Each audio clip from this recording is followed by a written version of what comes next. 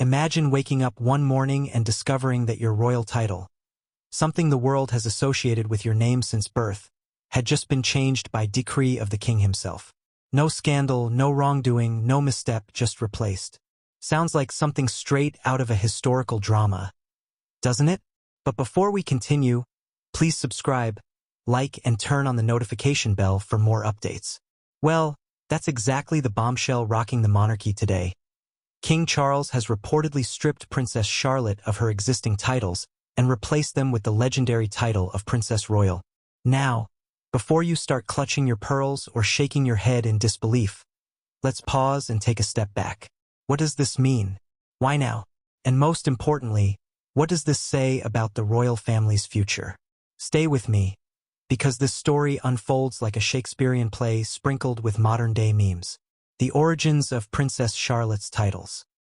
From the moment she was born, Princess Charlotte carried more than just baby blankets and royal christening gowns. She carried history. She was the first princess born to a future king, Prince William. In over 25 years, immediately slotting into the royal line of succession behind her older brother, Prince George. Unlike past generations, succession laws had changed. Charlotte wouldn't be leapfrogged by a younger brother. Equality at last, right? But with those changes came new titles, expectations, and yes, pressure. But wait, if equality was the goal, why would King Charles remove her titles? Hold that thought. What exactly is the Princess Royal? Here's a fun fact most people don't know. The title Princess Royal isn't automatic. It's not like Duke of Cambridge or Prince of Wales, which are handed down with precision. Instead, it's a special honor given at the monarch's discretion. Only one woman can hold it at a time. Currently, Princess and King Charles's sister holds the title, and she's carried it with a level of dignity that has made her arguably one of the hardest-working royals ever. So when Charles signals that Charlotte will be the next Princess Royal, he isn't just swapping labels. He's putting her on a pedestal historically reserved for extraordinary royal women. But if that's the case, why does it feel like a stripping? Let's get into the royal politics. Stripped or elevated? The royal PR dilemma. On one hand, you could say Charlotte has been stripped of her titles. Sounds dramatic, scandalous, maybe even cruel. On the other, she's been handed the golden crown jewel of princessdom. Princess Royal. So, is this a punishment or a promotion? That's the million-dollar question. And it's where royal PR spin comes into play. Because the palace never just changes a title. Every move is orchestrated, choreographed, and yes, tested against public opinion. And here's the kicker. This might be less about Charlotte herself and more about the message King Charles wants to send. But what's the message? Stick with me, because this rabbit hole runs deep. The shadow of Princess Anne. Let's be real, Princess Anne is a legend. Known as the hardest-working royal, she clocks in hundreds of engagements a year, rarely makes headlines for the wrong reasons, and has kept her personal scandals incredibly minimal compared to her brothers. By choosing to pass the torch of Princess Royal to Charlotte, Charles isn't just honoring his daughter. He's carving Charlotte's future in Anne's mold. Translation: Charlotte is being groomed not for scandal or celebrity, but for duty. A lifetime of ribbon-cutting, handshakes, and stoic loyalty. But how will this sit with William and Kate? After all, wasn't George supposed to be the heir and Charlotte the spare? George, Charlotte, and the royal balancing act. Every sibling duo has its dynamic. One is the golden child, the other rebels, and sometimes the roles swap with age. In the royal family, those dynamics come with official job titles and centuries of tradition. George is the heir. Charlotte, technically, the spare. But this move flips the script. Charles may be saying Charlotte's role is not to be the backup, but rather the anchor. Imagine growing up knowing your destiny wasn't to be monarch, but to be the stabilizing force behind the throne. Heavy stuff for an 8-year-old, right? But if Charlotte's being elevated, what happens to Louis? Oh, you'll want to hear this. Charlotte as a role model, her impact on royal feminism. Humor breaks.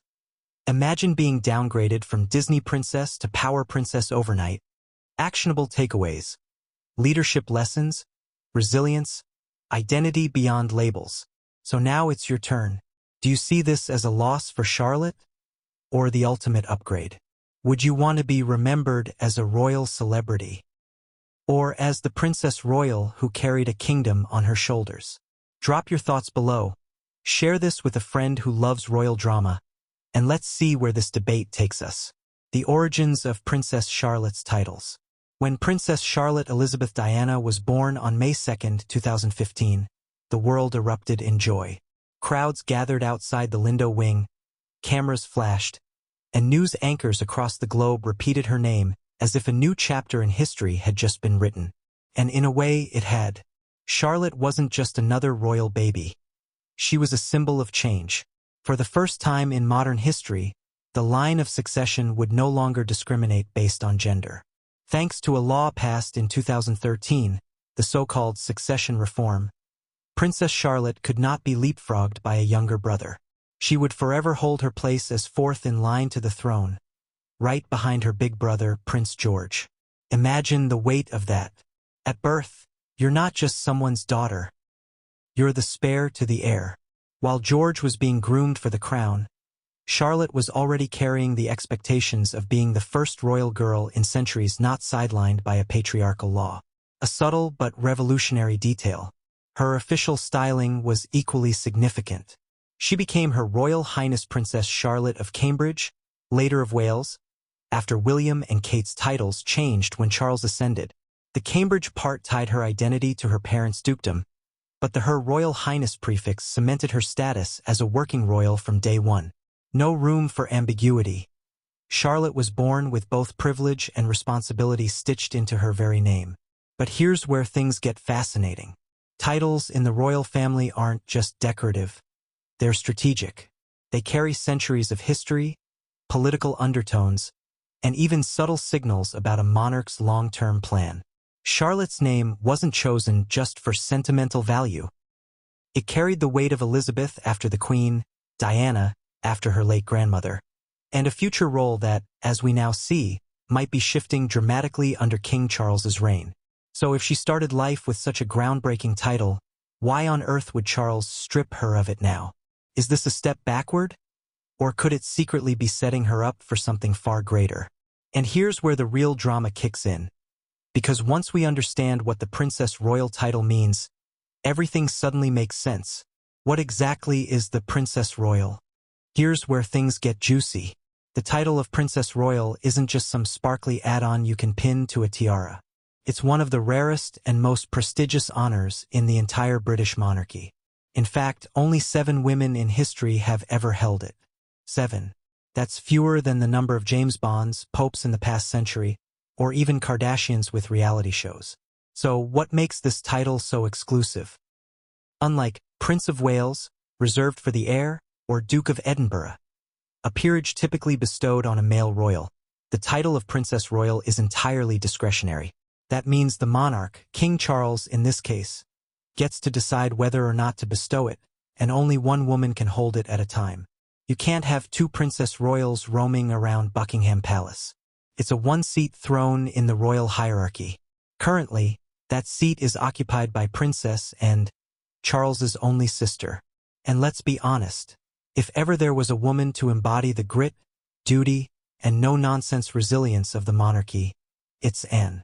She's famous for her hard work, more than 400 engagements a year at one point, her refusal to indulge in drama, and yes, her legendary shrug moment when paparazzi tried to corner her. But here's the catch. The Princess Royal title is for life. That means Charlotte won't officially inherit it until Princess Anne passes away. So why on earth is King Charles already talking about it now? Think of it like this. Charles is planting a flag in the future. By signaling Charlotte's destiny as Princess Royal, he's doing 2 things. 1. Carving out Charlotte's unique role early. She won't just be George's sister or Louis's big sis. She'll be tied to one of the most respected female roles in royal history. 2. Sending a message to the public. This isn't just about Charlotte. It's about continuity, an embodied duty, loyalty, and grit. Qualities Charles desperately wants to showcase in the next generation. By earmarking Charlotte for this role, he's essentially saying, relax, folks, The monarchy is safe in her hands.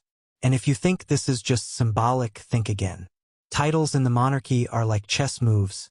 Each one sets up the board for decades of strategy. But here's the burning question. If this is such an honor, why are people framing it as Charlotte being stripped of her current titles? Isn't that like trading in a perfectly good car for a Rolls-Royce?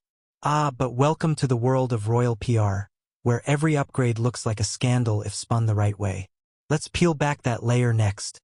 The shadow of Princess Anne. If there's one royal who has quietly, consistently outshone her siblings without ever hogging the spotlight, it's Princess Anne. No scandal-plagued Netflix dramas. No explosive memoirs.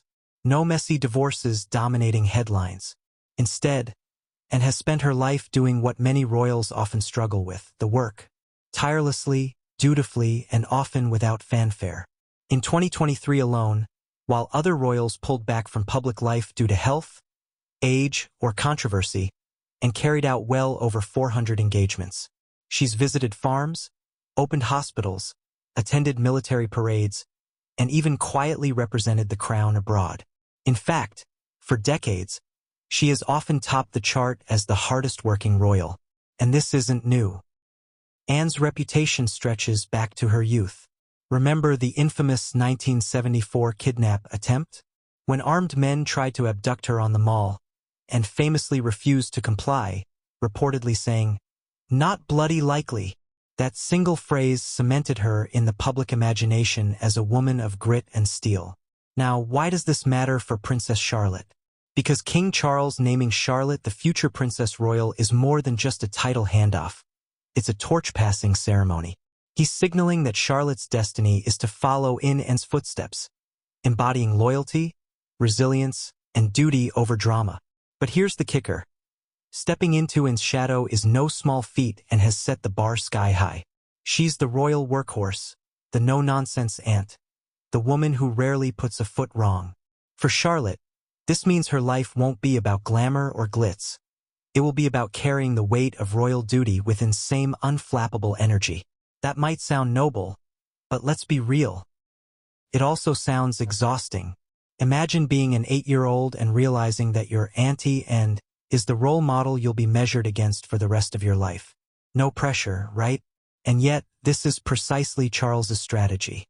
By binding Charlotte's identity to Anne's legacy early, he ensures that the next generation inherits not just the throne, through George, but the backbone of the monarchy, through Charlotte. But this raises another fascinating question. Where does this leave Charlotte's brothers? George, the heir, and Louis, the wild-card youngest? If Charlotte's role is to anchor the monarchy, what roles are left for them?